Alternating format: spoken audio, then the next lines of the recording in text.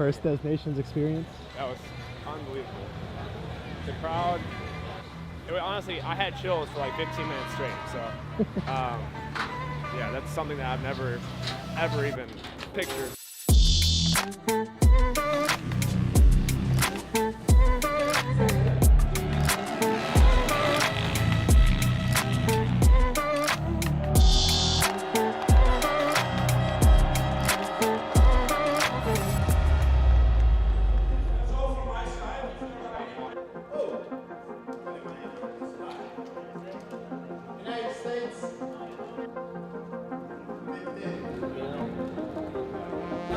What game pick did you get for qualifying?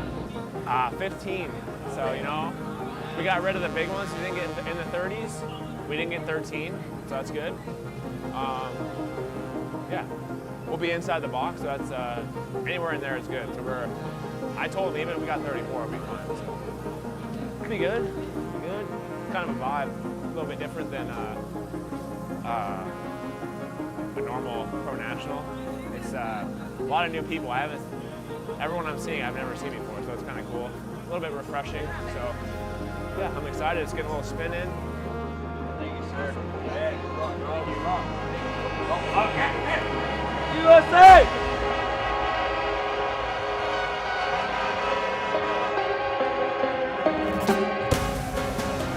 You ready? You've done this a few times. Oh, I'm ready.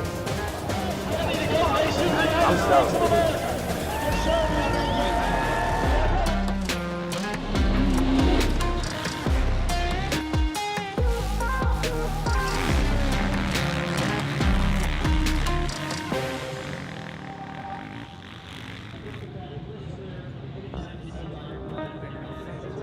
It was actually pretty fun. It was fun? Yeah. That's how it was when we were here. That for those 2 blasting days. The berms. I saw your outside before the drop down. It looked sick. Dude, this is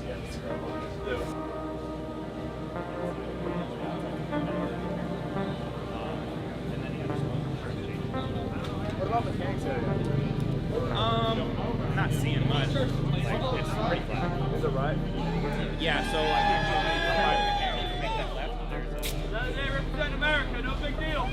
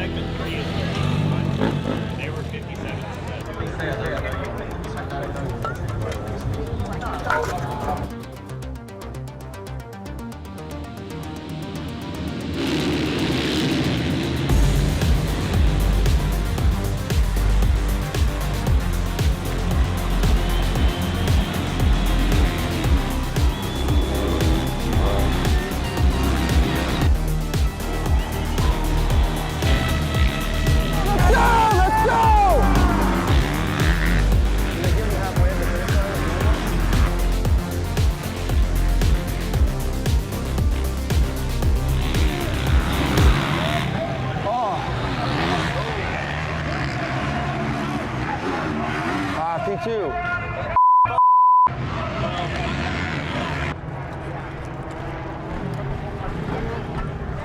What's it doing now? Same thing? Dude, I can't hang on to the front. My arms are so tired, dude. And I never get tired in the arms. Because of the rear? The front has no feeling. I'm constantly just like holding on to it. Like fighting it. This gives us a chance to make a change, and then we'll have a 15-minute practice tomorrow.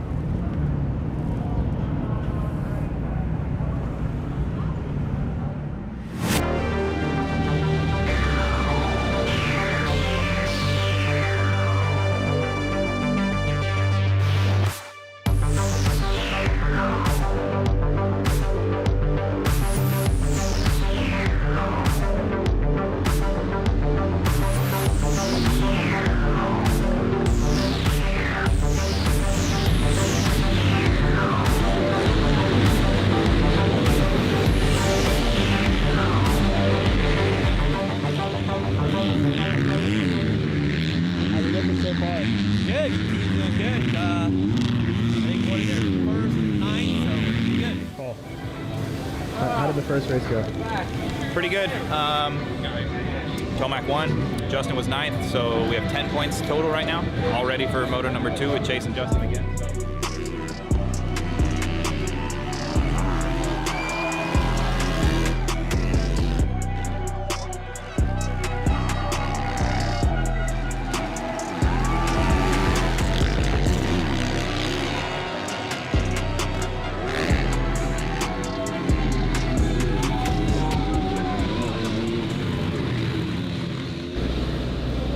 How was the moto?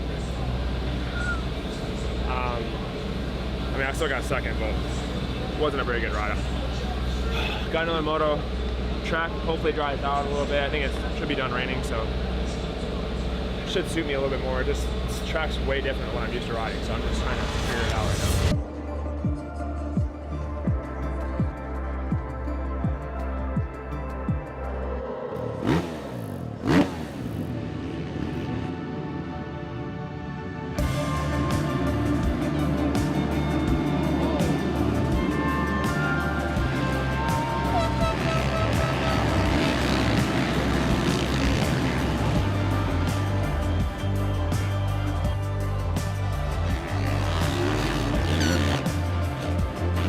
Chase Sexton, we are on the final lap. He is less than half a lap from what would be a historical moment in his riding career. But Chase Sexton, Team USA, he will round out the final couple of corners. The flag does go out, Renault wins, but Chase Sexton has won the Motocross of Nations for the Team USA for the first time since 2011. It is going to go off here, and he knows it. We just need to bring Tomac over the line for sure in 6th position.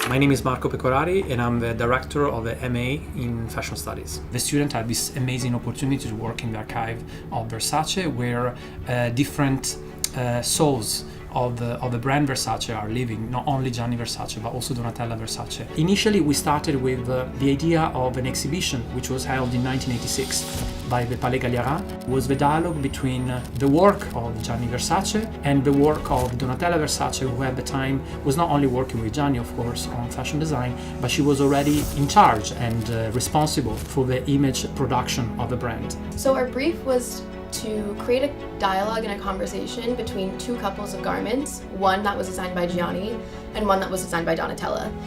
And so we were asked to really connect these garments, see what was different, what was the same, what we could draw from one to inspire the other and vice versa. Our two pieces, one is a drapes piece, like this pink one, and then another one is a metal mesh piece, so like this.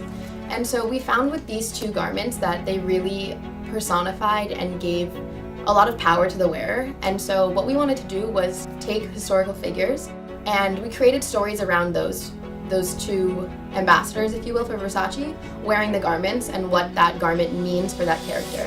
If I were able to talk to Gianni now and ask him questions now, it would be a long conversation for sure. I would have a lot of questions for him.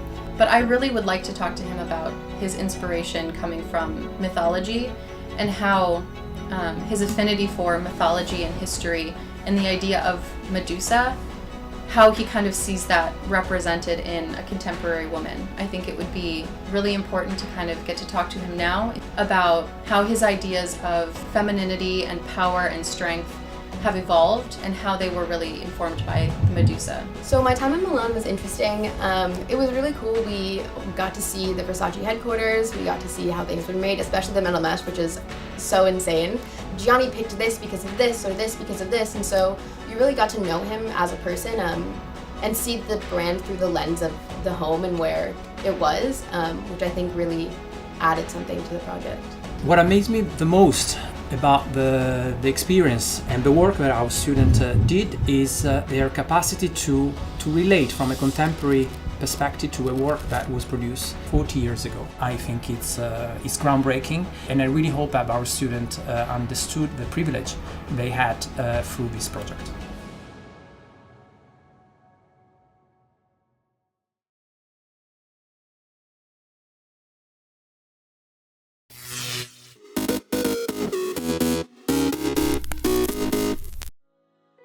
People travel the world in many different ways, and how people travel is very individual. Everybody deserves to travel as who they are, and we wanted to celebrate that. I'm Ewan Jong, Experientialist-in-Chief of Out There magazine. Out There magazine is a multi-award winning luxury and experiential travel publication rooted in diversity, discovery and discernment. We saw a real gap in the market for storytelling that was more diverse and inclusive. The mainstream were telling great travel stories, but they were leaving some people out. I'm a glass half full person. On a rainy day, I see the sunshine, I see the beauty in the rain. And that's my philosophy in running my business and also living my life. We have come so far when it comes to diversity and inclusion, but we still have a long way to go. And it's important that we don't leave anyone behind. Today we're travelling west of London to a property called Lucknam Park, which is in Chippenham. We started back in London at the Mayfair Townhouse. It's so important for me to be comfortable when I travel. Like right now, I'm in the back of a Flying Spur Mulliner hybrid. There's lots of room for me to work in. I have to be able to work on the go. I believe that people should be able to travel just as they are and express themselves. And that's what I love about Bentley. Bentley allows you to express yourself and personalize your car choice. People are looking for travel experiences that match their values. They want to put money where their values lie. I think before the pandemic, a lot of people just traveled from A to B, and they didn't really think about what the journey entailed and how important the journey was. Because of my job, I tended to get to the destination very, very quickly. I found an opportunity to get out into the great British countryside. Actually with the Bentley, I drove from London all the way up to Scotland and back, and I really discovered how magical our country is. And as a result, I wanted to do more and tell more of those stories. Even today, people don't feel welcomed when they travel the world. I hope going forward that we can make a more positive impact. And for me, that's treating people better in a more inclusive way and including everyone from every background and every community. Belonging is so important to us as human beings. And I want to see a world where we can just get out there and be ourselves wherever we are in the world.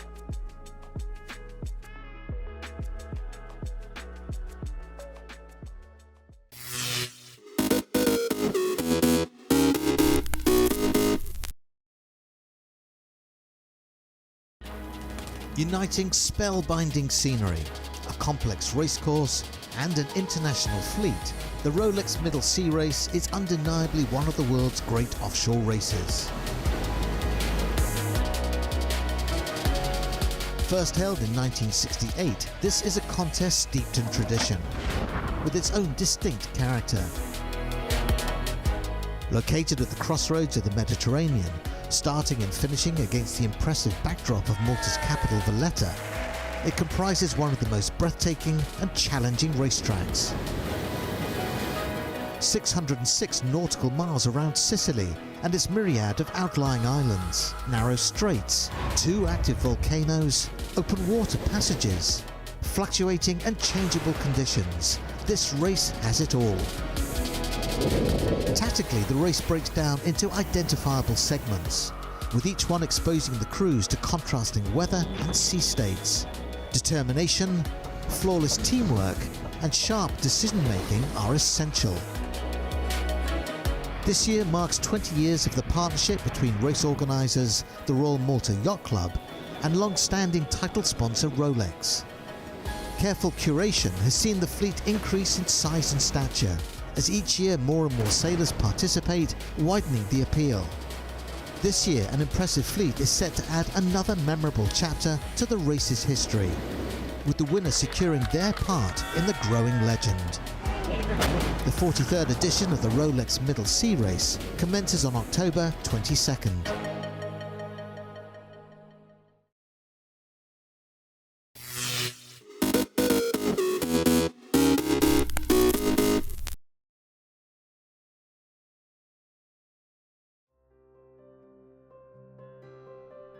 My name is Jessica Grulich. My name is Audrey Mono. Hi, I'm Billy Valentine. Hi, I'm Ben King. Hey, my name's Logan Dubois. I'm Kim Madden. I'm Aaron Togeling. Hi, I'm Robert O'Day. Started as a tooling engineer. I'm an industrial engineer. Manufacturing engineer. Industrial engineer. I'm a liaison engineer. I'm an equipment and tool engineer. I'm a liaison engineer. I'm a manufacturing engineer. On a daily basis, I feel that what drives me is the responsibilities that we have as industrial engineers. Manufacturing engineering is extremely important to Boeing because it makes sure that engineering designs and fabrication are seamlessly integrated. As a liaison engineer, I feel we are most responsible for the safety and integrity of the airplane first and foremost. My favorite jobs are always the safety and ergonomic related projects because what they do is really difficult. So anything as an engineer we can do to make their lives easier is really rewarding.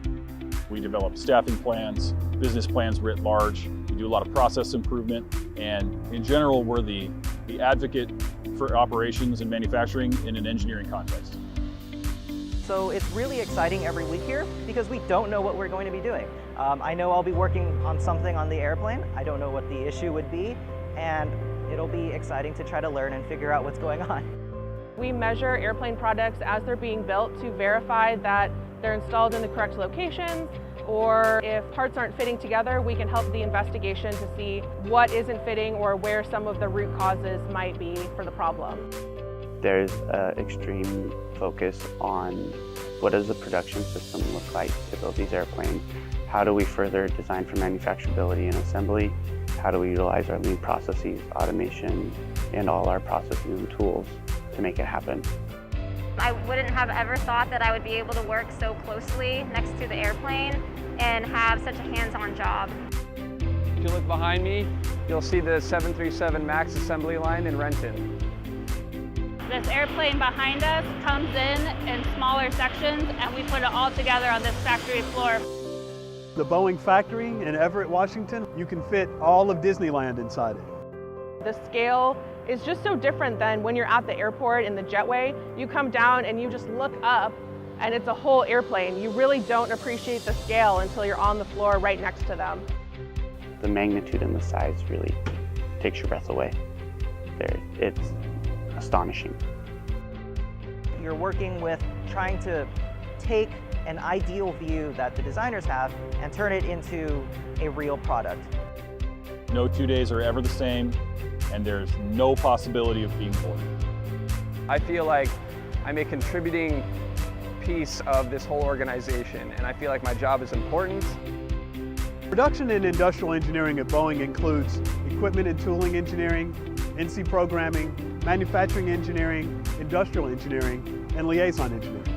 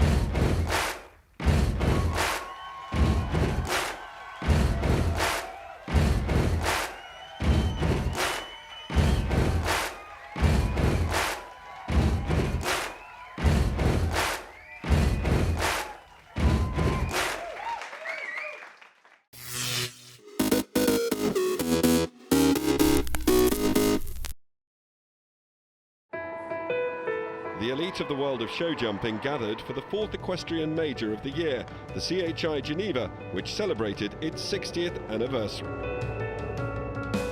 I think it's such a traditional show, such a great show. The stadium is huge, the crowd is very behind all the competitors, but especially behind the Swiss competitors. You feel a huge support of everyone around here. When I was very small, CHI of Geneva was one of the best shows in the world, and so many years later, I am here and I am able to take part in the 60th anniversary. It's a great feeling to be here. And on Friday night, the knowledgeable and passionate crowd at the Palexpo celebrated the 20th edition of the Rolex IJRC Top 10 Final.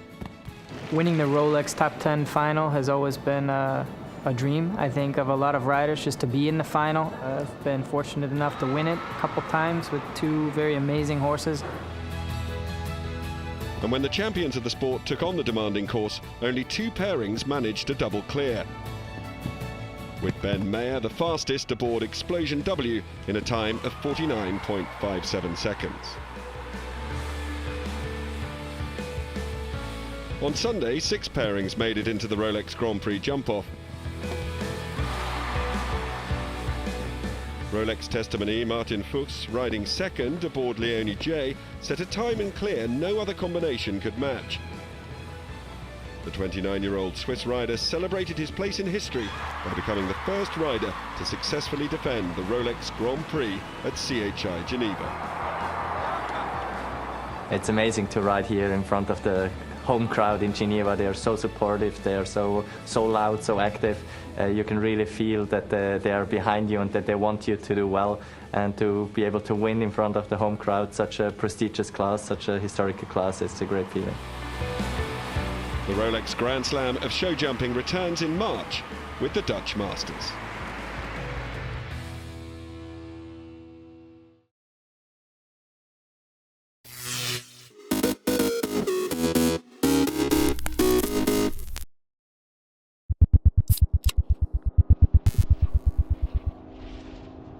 I feel like the older you get, the more you just like stop caring about having the spotlight. My role in the game changed from being like the star to like a dad. When I was younger, I was a bit more toxic. My mindset has gotten a lot better over the years, and as I've gotten older, I've definitely humbled and I understand how to work with people. Everyone has to make sacrifices for their living. I can't count the amount of holidays and family events I've missed. I don't like traveling. I don't like living in hotels. Being away from family, missing those events, that's all stuff that really sucks, and it's all part of the job. And that's just time I'm not gonna get back. It makes me want to work even harder. It drives me to be a better player in person. Worst thing that you can do is like be complacent. I'm not complacent at all. I feel like I've achieved the most out of any IGL and NA's ever achieved in any game. Our Grand Slam run, like no one's ever done that before.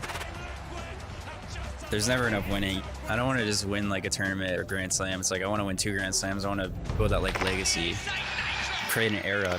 You keep on like striving for that #1 spot.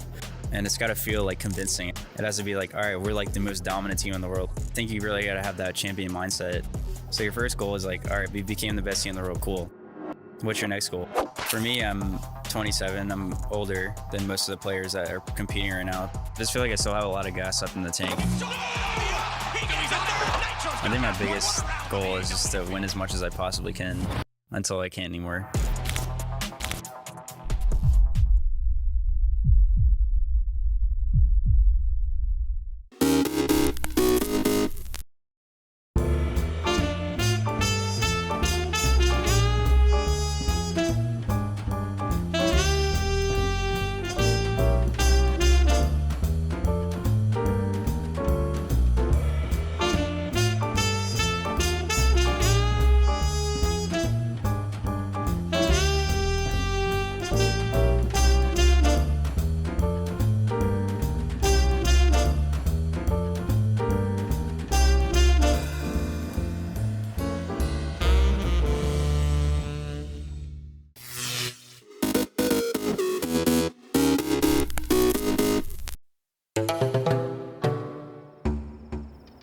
The Kalahari's got its own draw. It's vast and it's forever. You've just got to get into those sand dunes on your own, and there you're going to find a lot of solitude. It can seem like a place of massive emptiness, but you suddenly find 5, 6 different animal tracks right there. There's this huge amount of life, and when I'm on a filming project, I really like to try and live like the animals do so that I can experience the hardships that they're going through. I want to see wildlife in a totally different context, and that's really, I suppose, what draws me to the Kalahari. It's the vastness and the openness. I really enjoy being able to see these massive distances. Those are great images and things that stick with you.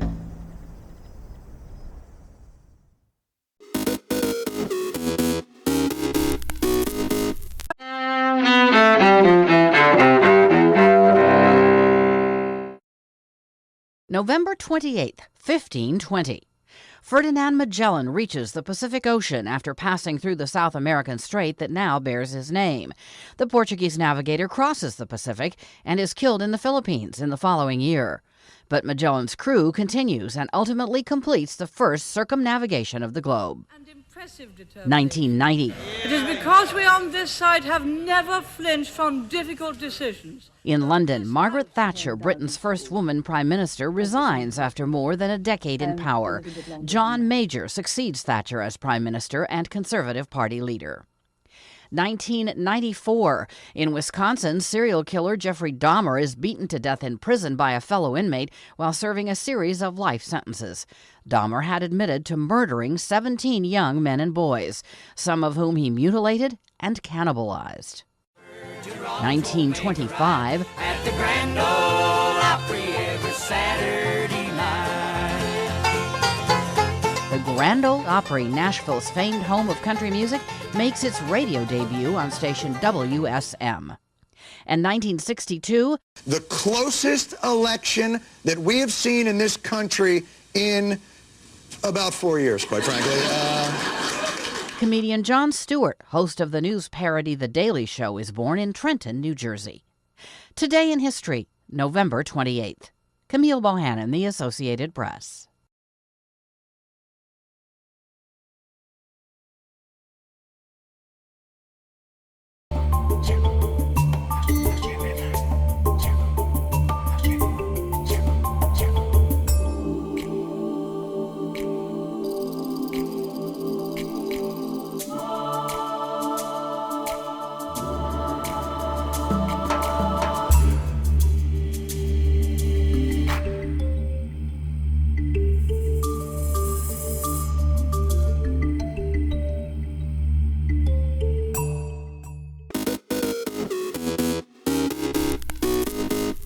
Welcome back in our studio, and in today's news,